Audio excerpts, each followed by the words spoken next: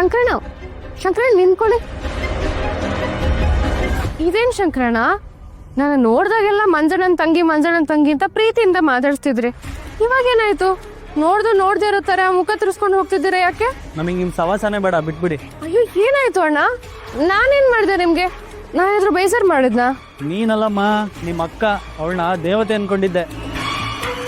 ಮಂಜಣ್ಣನ ತಂಗಿ ಅಂದ್ರೆ ಎಂತ ಒಳ್ಳೆ ಹುಡುಗಿ ಅಂತ ಅನ್ಕೊಂಡಿದ್ದೆ ನಾನು. ಮದ್ವೆ ಆದ್ಮೇಲೆ ಅವಳ ರಂಗೆ ಬದಲಾಗೋಯ್ತಮ್ಮ. ಇವಳನ್ನ ನಾವು ನೋಡಿದ ಕಲ್ಯಾಣಿನ ರೇಂಜಿಗೆ ಚೇಂಜ್ ಆಗಿ ಹೋಗಿದ್ದಾಳೆ.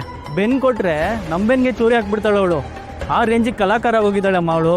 ಯಾಕಣ್ಣ ಹೇಗೇಗೋ ಮಾತಾಡ್ತಿದ್ದೀರಾ? ಅಕ್ಕನ ಬಗ್ಗೆ ನೀವು ಹೀಗೆಲ್ಲ ಮಾತಾಡ್ಬೇಕು ಅಂದ್ರೆ ಅದ್ರ ಹಿಂದೆ ಏನಾದ್ರು ಕಾರಣ ಇರ್ಬೇಕು ತಾನೆ? ಆ ಕಲ್ಯಾಣಿ ಆ ಸೂರ್ಯಪ್ರಕಾಶ್ ಅವ್ರ ಮನೆಗೆ ಸೊಸೆಯಾಗಿ ಹೋಗಿರೋದು ಉದ್ಧಾರ ಮಾಡಕ್ಕಲ್ಲಮ್ಮ. ಆ ಮನೇಲಿ ಇರೋರ್ನ ಪ್ರೀತಿಸೋದು ಇಲ್ಲ ಅವಳು. ಸೇಡು ತೀರಿಸ್ಕೊಳಕ್ ಹೋಗಿರೋದು. ಕಾರಣ ಕೇಳ್ತಿದ್ದಲ್ಲಮ್ಮ, ಇದೇ ಕಾರಣ.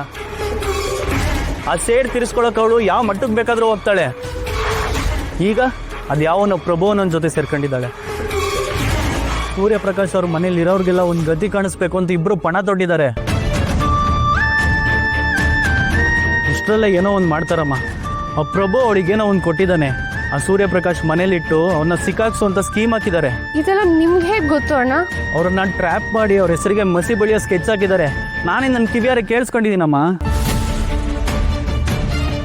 ಅಣ್ಣ ನೀವು ಹೇಳ್ತಿರೋದೆಲ್ಲ ನಿಜಾನಾ? ನನಗೆ ಗೊತ್ತಿರೋ ಸದ್ಯ ನಾನು ಹೇಳಿದ್ದೀನಮ್ಮ. ನೀನೇ ನೋಡ್ತೀಯಲ್ಲ, ಇನ್ನೊಂದು ಸ್ವಲ್ಪ ಹೊತ್ತು ಸೂರ್ಯಪ್ರಕಾಶ್ ತಗ್ಲಾಕೊಂಡು ಬೀದಿಗೆ ಬರ್ತಾರೆ. ಆಗ ನಾನು ಹೇಳಿದ ಸತ್ಯ ಅಂತ ನಿನಗೆ ಗೊತ್ತಾಗುತ್ತೆ. ನಿಮ್ಮ ಅಕ್ಕ ಎಂತ ಮಹಾ ನಟಿ ಅಂತ ಅರ್ಥ ಆಗುತ್ತೆ. ಅಣ್ಣ ನೀವು ಇದನ್ನ ಬಿಟ್ಬಿಡಮ್ಮ ತಾಯಿ, ಬಿಟ್ಬಿಡು. ನನ್ನ ಪಾಡಿ ನನ್ನ ಬಿಟ್ಬಿಡಿ. ನೀವು ಒಳ್ಳಕ್ಕೆ ಬೀಳೋದಲ್ದಲೆ ನನ್ನೂ ಹೇಳ್ಕೊಂತೀರಾ.